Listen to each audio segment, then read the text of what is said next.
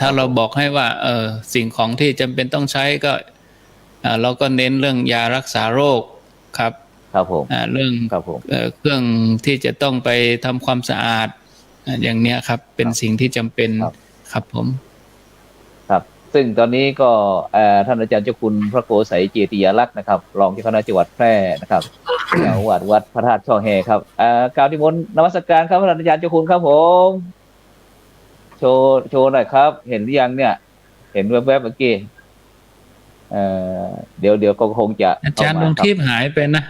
ครูบาอาจารย์ผมก็คงอาจารย์ดวงทิพย์อยู่ไหมท่านหายไปแล้วนะ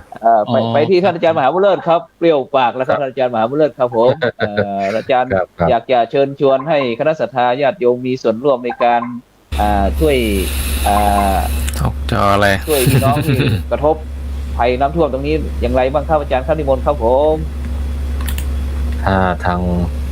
งกำแพงเพชรภาคกลางนี่ก็ต้องส่งช่วยเป็นปัจจัยทุนทรัพย์เอาไว้ส่งไปแล้วก็แปลเป็นสภาพอุปโภคบริโภคนะเพราะว่าจะสะดวกกว่าพระสงฆ์นักพัฒนาทางผ่านธรรมะเป็นจริงของเรานะเมื่อสักครู่นี้ได้เห็นวิดีโอแล้วก็มันก็น่าท่วมหนักเหมือนกันท่วมหนักแต่ที่เห็นน้ำส่วนใหญ่จะเป็นน้ำโคลนนะใช่ไหมครับเป็นน้ำโคลนใช่ไหมครับใช่ครับน้ำโคลนมันไม่ใช่น้ำธรรมดานะเป็นน้ำโคลนนะครับน้ำโคลนครับใช่ครับคือมันพัดมาแบบตามทุ่งตามนาก็ต้องตักไถออกหมดเลยครับอาจารย์ใช่เนี่ยปกติมันไม่ได้ท่วมแบบนี้มานานแล้วนะครับผมเพราะว่ามันไหลจากภูเขาเนี่ยพาโคลนมาด้วยนะพาโคลนมาด้วยแต่นี้หลังจากแล้วมันก็ไม่ได้ไหลไปไหนใช่ไหมครับไม่ได้ไหลไปไหนแล้วมันแช่อยู่เนี่ยครับมันแช่อยู่นะตรงเนี้ยมันหลังจากเนี้ยมันก็ต้องการฟื้นฟูเนี่ยสำคัญนะก็ญาติโยมสาธุชนทางกำแพงเพชรหรือที่ในติดตามกิจกรรมทั้งธรรมจักรทั้งหลายก็สมาชิกทั้งหลายก็สามารถที่จะช่วยเหลือส่งปัจจัยผ่านทางธรรมะเป็นทีมนี้ตามเลขบัญชีที่ท่านพระอาจารย์ท่านได้ขึ้นโชว์อยู่บ่อยๆนะก็โอนวันนี้โอนแล้วพรุ่งนี้โอนอีกได้ไหมเนี่ยได้นะได้โอนวันละ100ยังได้เลยนะโอนวันละ50ก็ยังได้นะเพราะว่าของพวกนี้มันเขาเรียกว่ามันทำได้เรื่อยๆนะเพราะว่าเดือดร้อนจริงอะไรจริงเนี่ยแล้วก็ถึงมือพระสงฆ์แล้วนะไม่ต้องกังวลเลยนะว่าจะไปยังไงนะเพราะไงก็ถึงผู้เดือดร้อนถึงผู้เดือดร้อนอย่างนี้เขาเดือดร้อนจริงเราก็ควรที่จะเชิญชวนญาติโยมที่นั่นก็ช่วยกันส่งเขาเรียกว่าส่งทรัพย์ส่งทรัพย์ไปทีละเล็กทีละน้อยมากน้อยตามกำลังแต่ก็อย่างน้อยผู้ที่เดือดร้อนก็จะได้รับรู้ว่ามีคนเราไม่ได้ถูกทิ้งยังมีคนทั้งหลายลูกศิษย์ของพระอาจารย์ทั้งหลายที่ได้ส่งไปช่วยเป็นหลังการฟื้นฟูหลังการฟื้นฟูอาจจะแปลเป็นสภาพอย่างอื่นก็ได้ในภาพนี้เราก็จะเห็นเป็นโอ้โหโคลนทั้งนั้นเลยนะครับเนี่ยเนาะครับใช่ครับแล้วมันจะขังอยู่อย่างนี้ใช่ไหมครับหรือว่ามันไม่ไหลไปไหนเลยค่อยๆลดทีละน้อยไปเลยครับถ้ามันลดลงก็ต้องครับก็ต้องสูบออกนะครับถ้าที่เป็นแอ่งเป็นอ่างอะไรต่างๆนะครับครับที่เป็นที่ลุ่มก็ต้องสูบออกคือน้ำแบบนี้มันจะเดือดร้อนหนักครับมันจะเป็นการเดือดร้อนหนักเพราะว่ามันเป็นน้ำโคลนอะไรต่างๆเพราะว่าอย่างที่เข้ามาเล่าตะกี้นะครับไปไม่ทันหนีไม่ทันบ้านเบิ้ลสิ่งมีชีวิตไปหมดเลยนะก็โอ้โหอย่างเงี้ยอันตรายมากนะแต่มันสิ่งที่น่าแปลกอย่างหนึ่งก็คือว่าน้ำในแม่น้ำไม่ค่อยมีแต่ทำไมว่าน้ำจึงเข้ามาท่วมบ้านเมืองประชาชนเมื่อก่อนเนี้ยถ้าในมุมของผมก็คือว่าก่อนที่เราจะรู้ว่าน้ำท่วมเนี่ยน้ำในแม่น้ำเนี่ยก็ต้องล้นตลิ่งแหละแต่ล้นตลิ่งอันนี้ก็พูดไว้น่าคิดเหมือนกันนะว่าทำไมน้ำในแม่น้ำเนี่ยมันไม่ค่อยมีหรือมันมีแบบไม่ได้ท่วมเพราะเมื่อก่อนนะน้ำมันจะท่วมจากแม่น้ำเต็มแล้วมันไหลขึ้นมาท่วมบ้านเรือนแต่ตอนนี้ในแม่น้ำเนี่ยไม่ค่อย มันก็มีปกติมากบ้างน้อยบ้าง แต่ถ้าว่าทำไมมันไหลไปท่วมบ้านเมืองประชาชน โอ้น้ำมันเปลี่ยนทิศนะน้ำมันเปลี่ยนทิศอันนี้ก็เป็นสิ่งที่อันนี้ก็คือให้ความรู้ประชาชนได้เนี่ยนอกจากให้ทุนทรัพย์และให้ความรู้ในด้านของการสังเกตในสิ่งก่อสร้างทั้งหลายเนี่ยนะพระสงฆ์ก็สามารถให้ความรู้ได้นะให้ความรู้ได้เนี่ยมันไหลไปท่วมประชาชนได้ แต่ว่าน้ำในแม่น้ำกับไม่ค่อยมีไม่ค่อยมีเท่าไหร่นะคือมีแต่ว่าไม่พอที่ว่าจะไหลไปท่วมบ้านเรือนได้อันนี้ถ้ามอพูดเลยก็คือน้ำป่ามันทะลักเข้าบ้านเรือนทำไมมันไม่ทะลักเข้าลงแม่น้ำเลยเนี่ยอันนี้ก็หนึ่งให้ความช่วยเหลือในเรื่องของอุปโภคบริโภคแล้วนะก็ให้เป็นความรู้แก่ประชาชนได้ด้วยครับเนี่ยเพราะอย่างที่เกริ่นในตอนต้นว่าการให้ทำเป็นทานนะในพิธี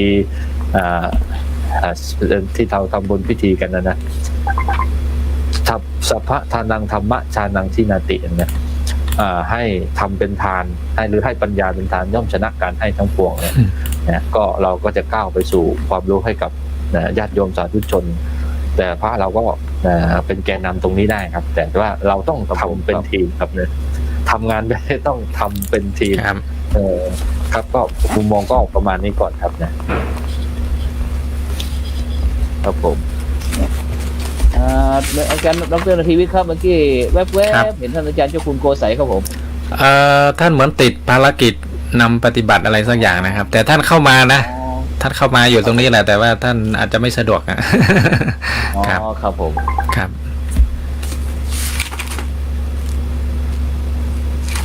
ฉะนั้นก็ตอนนี้นะครับธรรมะเป็นทีมนี้ก็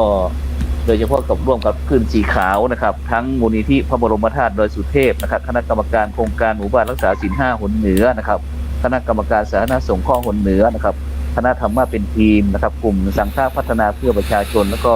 เครือข่ายสถานีวิทยุคลื่นสีขาวทุกสถานีครับซึ่งก็กำลังรับบริจาคนะครับรับบริจาคสิ่งของ แม้กระทั่งปัจจัยนะครับที่จะได้นำไปช่วยซับน้ำตากับพี่น้องที่ได้รับผลกระทบจากน้ำท่วมครั้งนี้นะครับซึ่งก็จะมีท่านอาจารย์พระครูอภิวัฒนวิกรมนะครับอาจารย์บรรยงอภิวัฒโนนะครับเจ้าอาวาสวัดปากทางเจริญ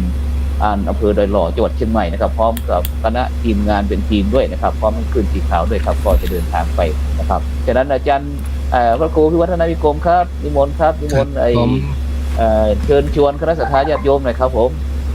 หรือว่าจะเปิดสายก็ได้นะครับท่านอาจารย์ครับผมก็ญาติโยมที่ว่างก็จะเดินทางไปก็รวมตัวกันจัดรถจัดอะไรถ้าเป็นไปได้ก็ให้รวมกลุ่มกันไปถ้าจะเดินทางไปก็โดยเฉพาะพื้นที่เชียงใหม่ลำพูนแล้วก็เชียงรายจะไปก็ได้หรือว่าญาติโยมในพื้นที่จะไปรอไว้ตามจุดต่างๆเดี๋ยวก็จะได้ท่านอาจารย์พระครูโสพลปริยัติก็คงจะได้กำหนดจุดคงจะถ้าว่า1,000 กว่าหลังคาเรือนนี่เราคงจะได้ไม่ได้ไปทั้งหมดนะครับก็ไปทำไปที่จริงๆเนาะที่หนักๆนี่แหละครับเนาะเป็นจุดหนึ่งเป็นจุดแล้วก็กระจายไปนะครับครับเมืองน่านสักจุดหนึ่งจังหวัดแพร่สักจุดหนึ่งนะอาจารย์เนาะครับจะครับผมอาจารย์นิมนต์เลยครับท่านใดที่ต้องการที่จะโทรสอบถามเกี่ยวกับเรื่องการเดินทางนะครับนิมนต์เบอร์อะไรครับอาจารย์ครับนิมนต์โทรศัพท์เจริญพรท่านผู้ฟังที่อยู่ทางบ้านหรือว่าติดตามทางไลฟ์สดครับสามารถที่จะโทรมาคุยกับท่านอาจารย์พระครูพิวัฒนวิกรมได้นะครับเบอร์อะไรนะครับท่านอาจารย์ครับครับ0อะไรครับผมญาติโยมจะโทรศัพท์เข้ามาสนทนาให้กำลังใจครูบาอาจารย์ก็ขอเจริญพรที่เบอร์0998366322แจ้งผลการรับฟังติดตามตั้งแต่เวลาใดฟังครูบาอาจารย์แล้วเป็นอย่างใดโทรให้กำลังใจวันนี้มีครูบาอาจารย์หลายรูปหลายตนที่ได้ดำเนินรายการโยมบอกควรที่จะโทรทางไลน์โยมจะต้องโทรทางเบอร์ที่บอกอย่างเดียวถ้าเธอโทรทางไลน์นี่ยุ่งเลยโทรศัพท์อาตมาจะรุดเลยเนาะขออนุญาตครับครูบาอาจารย์ครับมีสายเข้ามาครับ เจริญปน ครับไว้สาครับ อันนี้กับนมัสการพระอาจารย์ด้วยนะครับ น้องเบี้ยวนะครับผู้พิการสายตาครับ ฟังจากตัวเมืองเชียงใหม่ ทางจากตัวเมืองเชียงใหม่นะครับ อืม อ๋อ บ้านจริงๆ อยู่พิษณุโลกนะครับ อ๋อฟังจากหยังฟัง ฟั จาง ก ตั้งแต่ฟังขึ้น104.50วัดไฟหินครับ อ๋อฝ่ายหินนะ นี่ก็ให้กำลังใจพระอาจารย์ทุกรูปเลยนะครับ อืมอนุโมทนา ครับกับนมัส สายต่อไป สาธุสา เจ ธุ ริญปนเจริญปนติดแล้ว เวลาโยมโทรโยมจะต้องปิดวิทยุเสียก่อนถ้าโยมเปิดวิทยุดังก็เสียงมันจะย้อนมันสูญกัน อืม ครับขอกับครูขอเข้ามาครูบาอาจารย์ครับผมส่วนใหญ่โยมที่จำเบอร์โทรผมเขาก็เป็นคนทางเหนือ แต่ถ้าโยมทางภาคกลางหรือต่างประเทศคนไทยที่อยู่ต่างประเทศจะโทรมาก็ได้ วันนี้ก็เจ็บเอวแหมแล้ว 0998366322 นมัสการนะพระพุทธเจ้า โอจากไอ บ้านเชียงมันหมู่3อำเภอที่ห่มเจ้า แจ้ห่มลำปาง เจ้าสายเพียงคิดเจ้า แจ้ห่มลำปางเนาะ เจ้า อืม กำลังใจเด้อเจ้า ฟังแล้วมีกำลังใจ เราอยากบริจาคด้วยขอหมายเลขบัญชีเด้อกับเจ้า เดี๋ยวรอฟังในวิทยุเนอะ เจ้า เกียมปากกาไว้เนอะไว้เนอะ เจ้าเตรียมนะเจ้า อันนี้บัญชีนี่เลข10 ตัวนะ เจ้า เกียมไว้ เดี๋ยวจะนิมนต์ท่านอาจารย์เป็นบอกเนอะ เจ้า สาธุ เจ้านมัสการ แล้วนิมนต์ท่านอาจารย์ดร.นาทีวิทย์นะครับที่ญาติโยมที่จะร่วมบริจาคก็กองทุนออมบุญออมธรรมวันละบาทเลขที่ก็145ขีด244700ขีด8ชื่อบัญชีก็พระไทยธรรมกิจและพระมหาชาญชัยพรหมประดิษฐ์ แล้วก็พระจตุรงค์ชูศรีธนาคารไทยพาณิชย์ขอเจริญพร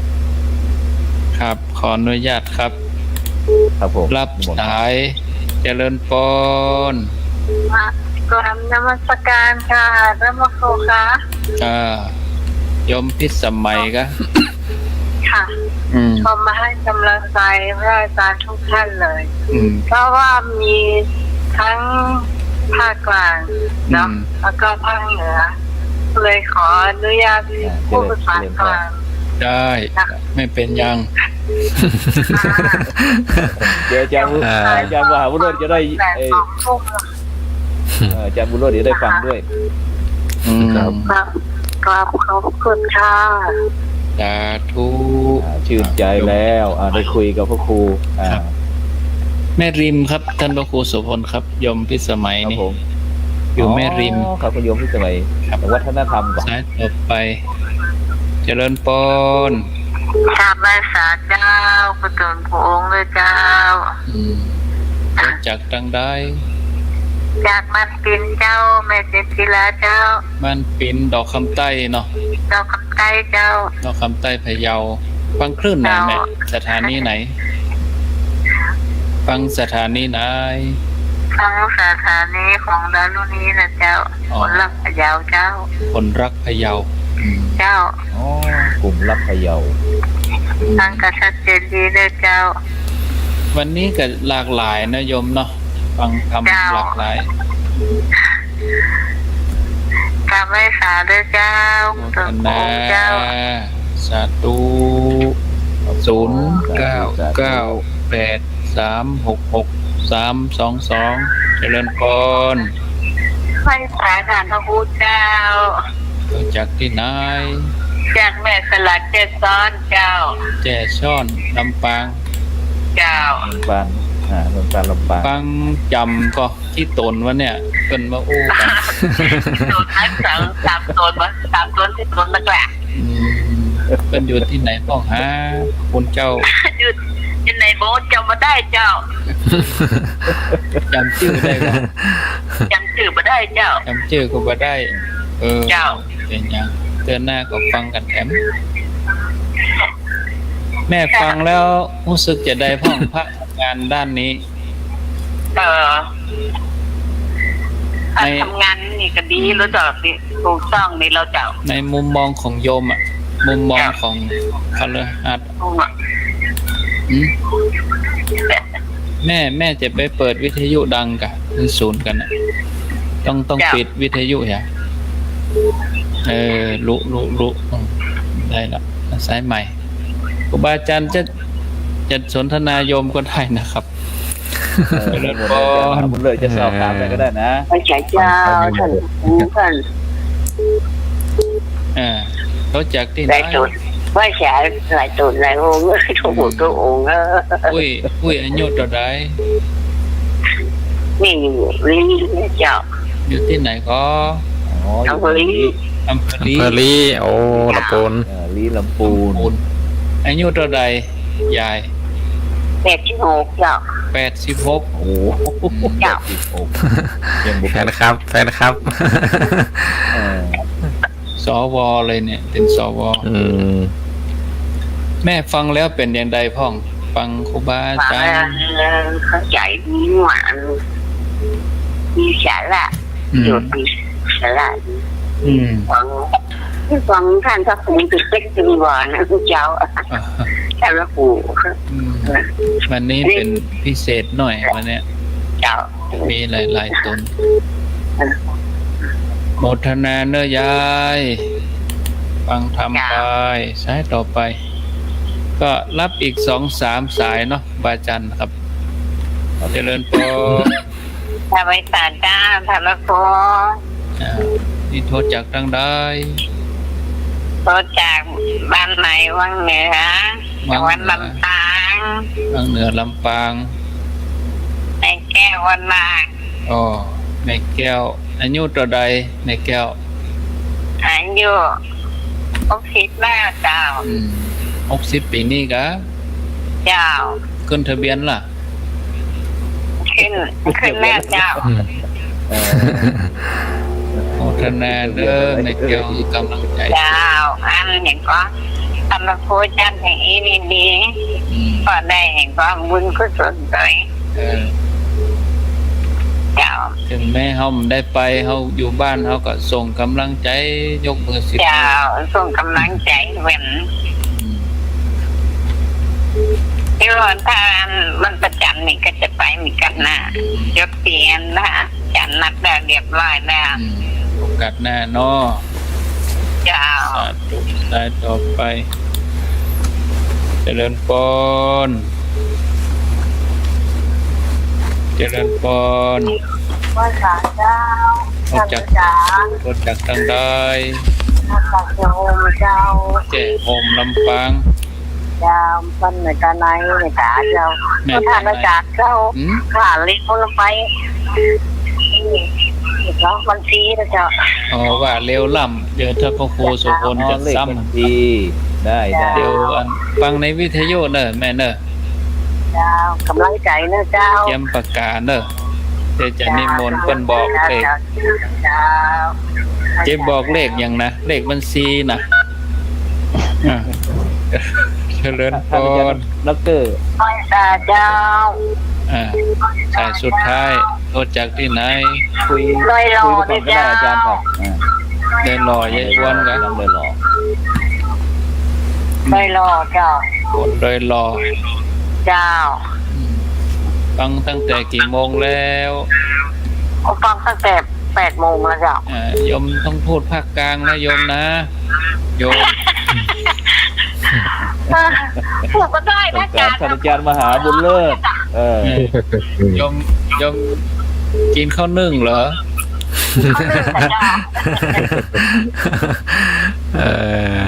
โมทนา ถ้าอาจารย์มาพูดจักธรรมชาติมันจำไม่ได้ธรรมชาติ โอ้ทำไมจะไม่รู้ใจอ้วนน่ะ เดี๋ยวรู้จัก เสียงน้ำพริกตาแดงเป็นหลายกลับแล้ว คนนึ่งขึ้นเลย เจ้าถ้าอาจารย์จะไปไม่ ไปวันที่7 วันที่7อ๋อจะจับปากไปเด้อ สาธุ เจ้าไหว้ศาลเจ้าทุกส่วนทุกองค์เด้อท่านอาจารย์ สาธุ ถ้ารับก็จะมาเรื่อยๆอย่างเงี้ยครับอาจารย์ เบอร์ต่อ ก็ได้ครับไม่เป็นไรครับไม่เป็นไรครับก็ให้ศรัทธาญาติโยมได้ร่วมด้วยก็ได้ครับไม่เป็นไรครับไม่เป็นไรครับได้ครับ ผม ได้ ใจครูบาอาจารย์ ไม่เป็นไรครับเดี๋ยวเราให้ท่านผู้ชมมีส่วนร่วมด้วยนะครับแล้วก็เดี๋ยวก็ให้ท่านอาจารย์ดร.นาทีวิทย์ได้แจ้งเกี่ยวกับที่รับบริจาคนะครับที่รับบริจาค ครับ รับสายก่อนนะครับผม ครับในมนต์ครับ เกรงใจครูบาอาจารย์เจริญปอน ไม่เป็นไร ไหว้ศาลเจ้า โทษจากที่ไหน น้อยทุกสบายเด้อ ไม่น้อยสบายนี่ทำปอตุกอะไรเนาะ น้ำสักขุนสุขสบาย ทุกคนเด้อทุกคนได้เด้อ เออก็น้ำสักขุนสุขสบายยังตุกขนาดอ่ะ เจ้าโอ้ยแม่ได้ยินเสียงไม่ครูบาอาจารย์ส่วนตัวแม่ปลื้มใจขนาดเลย ปลื้มใจ ฟังคลื่นไหนไม่น้อยฟังสถานีวิท ขอ ยุ ให้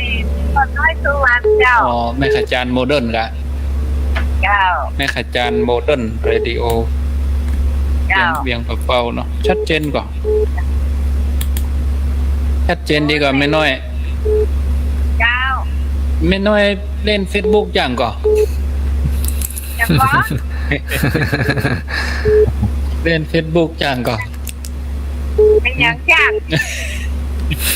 ห้องเรียนผู้สูงอายุกำกาห้องเรียนผู้สูงอายุเพิ่นจะสอน Facebook สาธุเนอแม่น้อยก็แฟนคลับส่วนใหญ่ก็ผู้สูงวัยครับอาจารย์ ครับ ทีนี้ก็ผมเห็นความอบอุ่นอันหนึ่งนะอาจารย์ เวลาเราบอกให้โยมผู้สูงอายุว่าไปเล่น Facebook นะเนี่ย แล้วก็ผู้สูงอายุก็ไม่รู้จักอะไรคือ Facebook แล้วก็ต้องเสียเงินจ้างหลานน้อยๆน่ะ หลานน้อยก็มาสอนอุ้ยเข้า Facebook หรือบางทีหลานอยู่กับอุ้ยคนเฒ่าคนแก่ก็จะเปิดโทรศัพท์เอา Facebook ดูครูบาอาจารย์จัดรายการให้ ก็ดูจนจบเลย ผมว่าเป็นความอบอุ่นนะครับในครอบครัวนะพูดถึงตรงเนี้ยครับเอารับสายต่อไปนะครับ ครับนี่หมดเลยครับนี่หมด เจริญปอน กับไว้ศาลเจ้าท่านอาจารย์ตุนโอ อ้าวรถจักรตั้งไหนแนะนำตัว แม่นัดดาพะเยาให้เจ้า พะเยาอำเภอหยาง อำเภอจุน อำเภอจุนอ๋ออำเภอจุนเจ้า แม่ให้กำลังใจแต่จะไปห้องน้ำนะเจ้า ตรงกำลังใจถึงเมืองน่านตัวเด่นนี้ออกวิทยุเมืองน่านพุ่นตัว บ้านแม่ก็อยู่เวียงสาวเนาะเจ้าบ้านเก่า โอ้ เจ้า เวียงสาบ้านอย่างบ้านที่นั่น ยังสา บ้านมาดนใจเจ้า โทรหาเขาก็โดนกระทบอ่ะ เจ้าบ้านดนใจบ้านต้นหนุนมันนั่นเจ้าก็เลยนาเจ้า โดนกระทบกันไหม ต้นหนุน ก็บอกถึงบ้านบ้านเจ้า บ้านต้นหนุนกลางเวียงสายโดน ได้มาจะเป็นออนแล้วเจ้า นันทวัฒน์อ๋อ เจ้า เดี๋ยวเปิ้นก็ฟังกันฮะเนาะ เจ้าเจ้าแม่ให้กำลังใจทุกคนโอ้เนอ สาธุ สาธุสาธุ ให้เวลา10 นาทีท่านอาจารย์พระครูพิวัฒนาธิกรม10 นาทีครับผม สายสุดท้ายเนาะ ให้10 นาทีให้10 นาที อ๋อ นาเนอเจ้า ให้10 นาทีขอบคุณครับ เจ้า ป้าสีดาอยู่ที่ไหน ป้าสีดาเวียงป้าเป้าเจ้าป้าขอเป็นกำลังใจให้ทานเขาแล้วป้าขออนุโมทนาเตยป้าอันทางเขาติดตาป้ายาเจ้าก็เดี๋ยวป้าจะลากฟังหมายเลขบัญชีเนอเจ้า โอ้เป็นลากอหย่างลากกับพิษศีลเนี่ยเป็นลากอะ จะลากจดเอาเจ้า เป็นอย่างเป็นเลย ครับ เจ้าเข้าไปมาเจอไปบอกหู้ป้าโทรศัพท์ป้าก็หาย เออ เท ทีวีอันยังก็ป้าก็ร้อยมงมั่งแต่ป้าเสียใจที่สุดนี่คือวิทยุป้าจมน้ำป้ามาอ่านเขาเหมือนเลยเจ้าคนตกหนักเขาก็จะเป็นวัดมอตะก้านี่นะเจ้า ครับ ทุกเจ้าตกน้ำหมด เจ้าแจ่แน่หมดเจ้าเจ้าสาธุเจ้าท่าน ปสิดานี่ยังเป้าเขาก็กระทบนะครับอาจารย์ ครับให้10 นาทีนะครับเดี๋ยวถ้าจบตรงนี้แล้วเราก็จะให้ท่านอาจารย์พระมหาบุญเลิศนะครับได้ตอบปัญหาโยมที่ค้างมาตรงนี้ด้วยนะครับอันนี้หมดนะครับท่านอาจารย์พระครูพิวัตรครับ อีกสายเดียวครับสุดท้ายครับผม โอเค สาย ครั สุ บ ด ได้ ท้ายเนาะเจริญปน เจ้ากับภาษาเจ้าท่านพระครูและท่านอาจารย์ทุกสนทุกองค์เจ้า ก็จากที่ไหน เป็นพร อันนี้จ้าแม่ปณีเมืองฝางให้เจ้า อำเภอฝาง จังหวัดเชียงใหม่เจ้า ต้องพูดภาคกลางหน่อย โยมปณีพระ อ่านพวกไม่ได้มันเจ็บแนวเจ้า อ๋อกินข้าวนึ่งไม่ได้เหรอ กินข้าวนึ่ง ถ้าไม่ได้ กินข้าวสวยไม่ได้ อ๋อนึกว่ากินข้าวนึ่งไม่ได้ ถ้าไม่ได้ข้าวหลามนี่จบข่าว อันนี้ขอแสดงความมันดีใจครับอันที่ท่านนั้นได้ครับของได้ครับ ส่วนบุญที่อันท่านพระครูท่านอาจารย์เพิ่นเอาไปเมตตาและก็ขออนุโมทนาสาธุด้วยนะเจ้า หลายๆรูปหลายๆตนทุกรูปแหละ เจ้า ญาติโยม ทุก ตัว ตนทุกองค์นะเจ้า สาธุเอาละเนาะขออนุญาตได้พักสายตัวอีกกันเพราะสายยังคงมาเรื่อยๆเหมือนกัน แล้วก็ที่ไม่ได้รับก็ขออภัยโยมตัวเนาะหลายๆสาย ครับ ก็ ขอบ ข คุ อ ณ ครับขอบคุณครับอาจารย์ก็ ครับ ว่างเว้น ขอบคุณอนุโมท เว นา ลา ครั ให้ บ กับอาจารย์ครับผม ท่านผู้ชมที่อยู่ทางบ้านนะครับ ที่ติดตามพยายามที่จะโทรเข้ามามีส่วนร่วมนะครับ ซึ่งรายการธรรมะเป็นทีมเราก็ต้องการนะครับให้คณะสัตยาญาติโยมท่านผู้ฟังได้มีโอกาสโทรเข้ามานะครับ ซึ่งก็มีท่านผู้ชมที่ฝากคำถามมาครับท่านอาจารย์พระมหาบุญเลิศครับผมโยมถามว่าการทำบุญกับพระนะครับ ที่โยมไม่รู้จักนะครับอาจารย์ แล้วก็เพื่อนๆของโยมแย้งว่าเป็นพระปลอมหรือเปล่านะครับ แต่โยมก็ทำนะครับก็ทำบุญด้วยแต่ที่โยมทำบุญไปเนี่ยโยมบอกว่าไม่ได้ยึดติดที่ตัวพระนะครับ แต่จิตของโยมมุ่งไปที่ผ้าเหลืองครับ เหมือนกับได้กราบพระพุทธเจ้าอย่างนี้ครับโยมคิดอย่างนี้ครับอาจารย์ครับคิดถูกหรือไม่เจ้าค่ะเนี่ยครับโยมฝากถามมา ก็ในกรณีนี้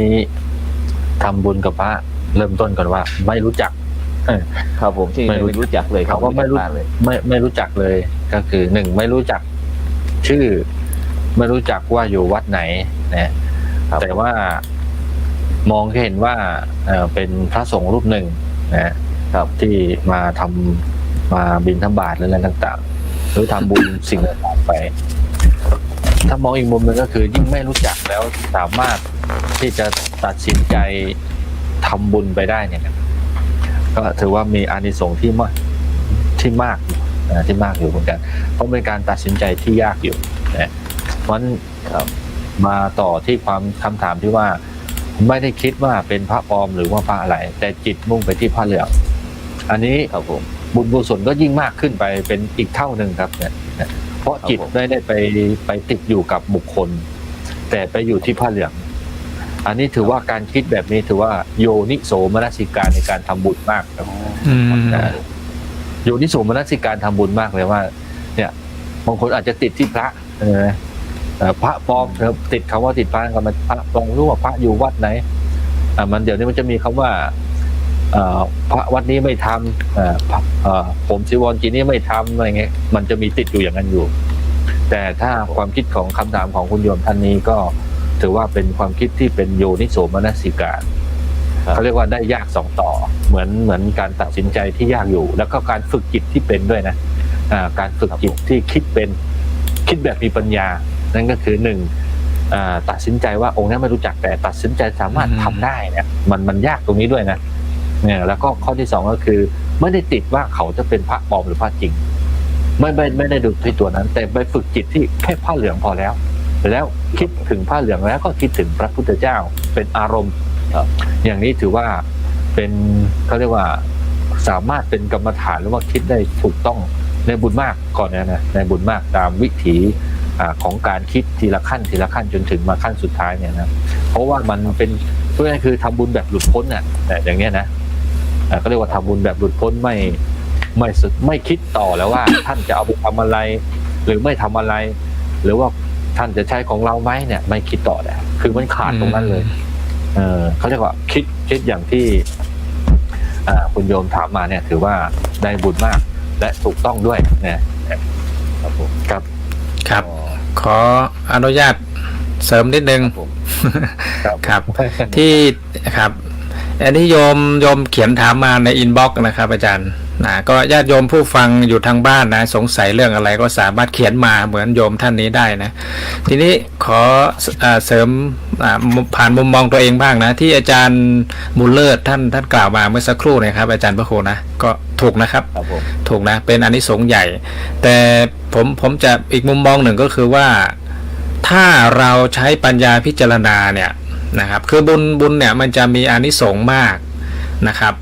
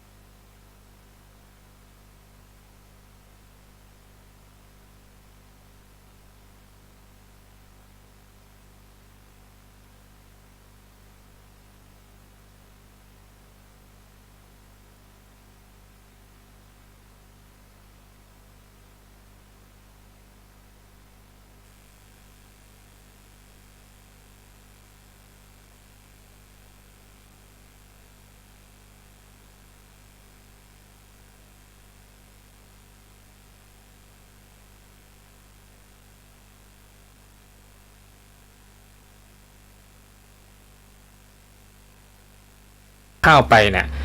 ข้าวเชื้อของเราดีนะเราดูแลพรวนอะไรอย่างดีอ่ะแต่ว่านาเนี่ย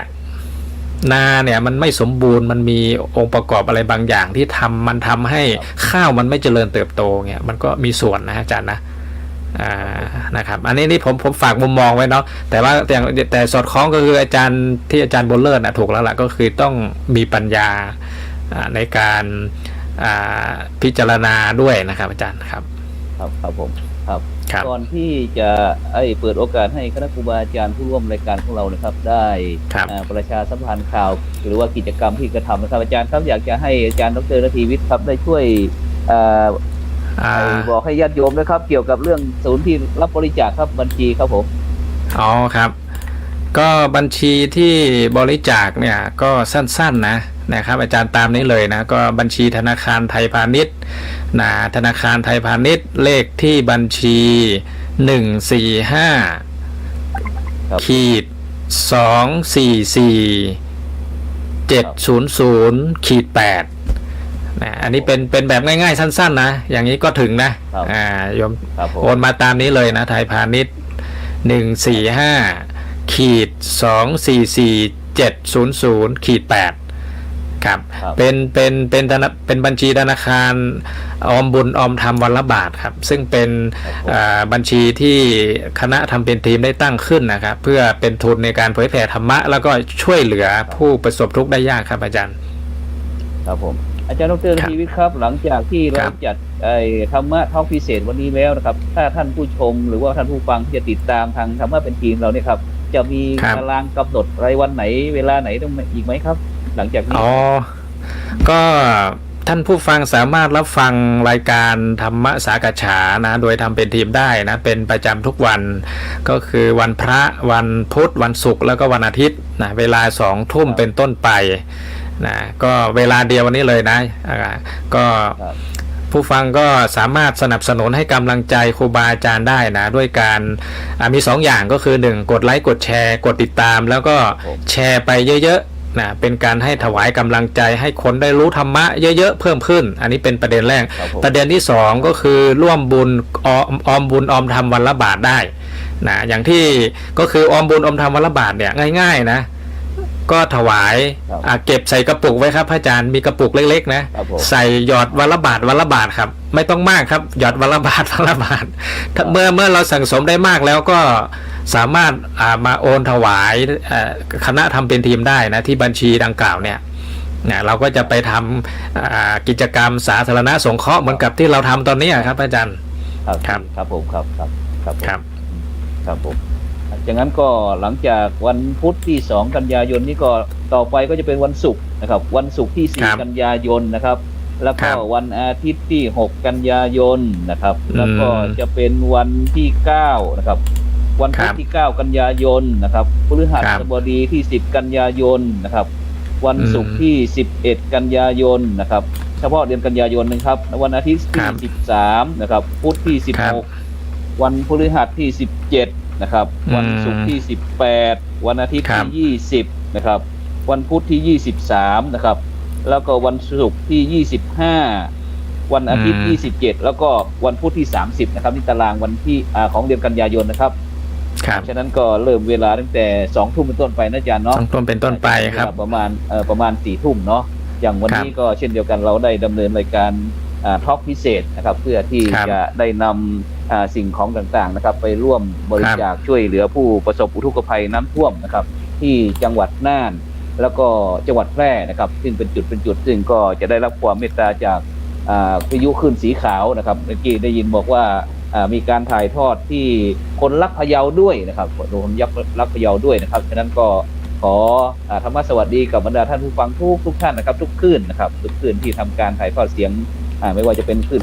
104.50 เมกะเฮิรตซ์นะครับวิทยุชุมชนคุณธรรมดอยหล่อนะครับดอยหล่อแล้วก็พร้อมทั้ง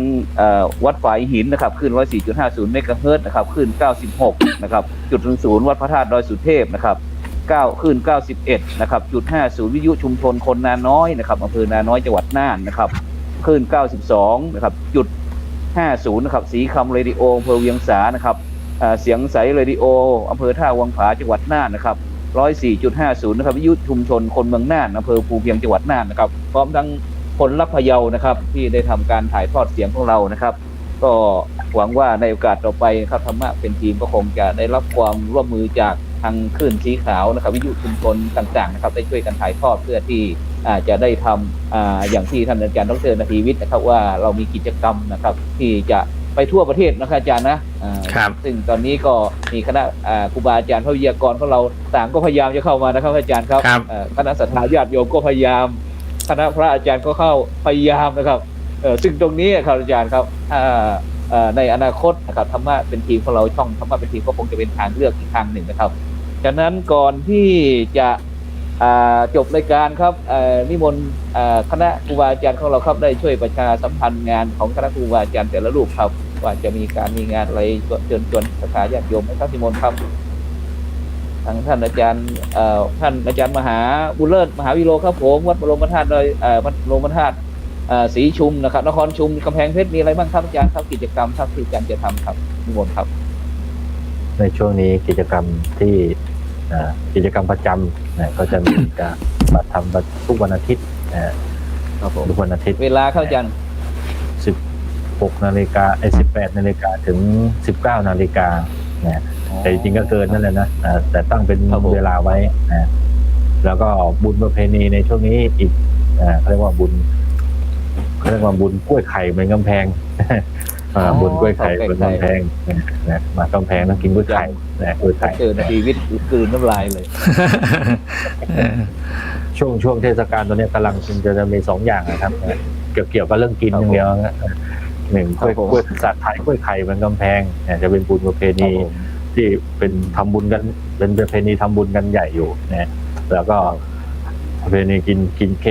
งขี้เหล็กก็จะมีเฉพาะฝั่งที่ผมอยู่เท่านั้นนะที่นครชุมเท่านั้นเนี่ยเป็นแกงประเพณีก็คอยติดตามแล้วก็ส่วนใหญ่ก็จะเป็นการสวดมนต์ฟังธรรมนะฮะ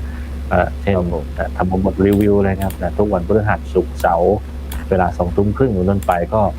ได้นำเรื่องราวของธรรมะของพระพุทธเจ้าเทศไว้สั้นๆนะแต่ว่าสามารถฟังจะได้รู้ประวัติศาสตร์ด้วยรู้หลายอย่างใน1 เรื่องนะ ท่านก็สามารถที่จะติดตามรับฟังรับชมกิจกรรมในช่องทางนี้ได้นะแล้วก็ ครับผม อย่างท่อนท้ายก็บอกญาติโยมทุกคนก็ให้ช่วยกันช่วยกัน ครับ ในการช่วยกันบริจาคตามบัญชีนี้นะครับแล้วก็มีประชาสัมพันธ์แค่นี้ครับ ครับผมสาธุครับ สาธุ ผ ค ม รับ ก็ในนามนะครับขออนุญาตนะครับ ประชาสัมพันธ์เกี่ยวกับกำหนดการบำเพ็ญกุศลนะครับ ชาตการ 97 ปีนะครับพระเดชพระคุณหลวงปู่นะครับพระพรหมมงคลนะครับหลวงปู่ทองสิริมังคโลนะครับในวันที่ 21 กันยายนนะครับ ปี 2563 นะครับณมหาศาลาหัดไทยนเรศนะครับวัดพระธาตุสีจอมทองวรวิหารนะครับ ซึ่งกำหนดการก็ตั้งแต่ตอนเช้านะครับเวลา 6 นาฬิกาจนถึง 0 นเป็นต้นไปนะครับ ก็จะมีการทำบุญตักบาตรนะครับพระภิกษุสามเณรนะครับจำนวน 120 รูปนะครับ แล้วก็เวลา9 นาฬิกา 30 นาทีนะครับ9 โมงเช้านะครับพิธีเททองหล่อรูปเหมือนนะครับพระเดชพระคุณหลวงปู่นะครับพระพรหมมงคลนะครับจำนวน 10 องค์นะครับณพุทธมณฑลพิธีค่ายคุณธรรมนะครับหนองหลวงด้านหลังของพระธาตุสีจอมทองนะครับ แล้วก็เวลา 12 นาฬิกาจุด0 นนะครับขบวนแห่อัญเชิญพระพุทธรูปปางห้ามญาตินะครับปางลำพึงนะครับ แล้วก็รูปเหมือนนะครับพระเดชพระคุณหลวงปู่พระพรหมมงคลนะครับเข้าสู่พระวิหารหลวง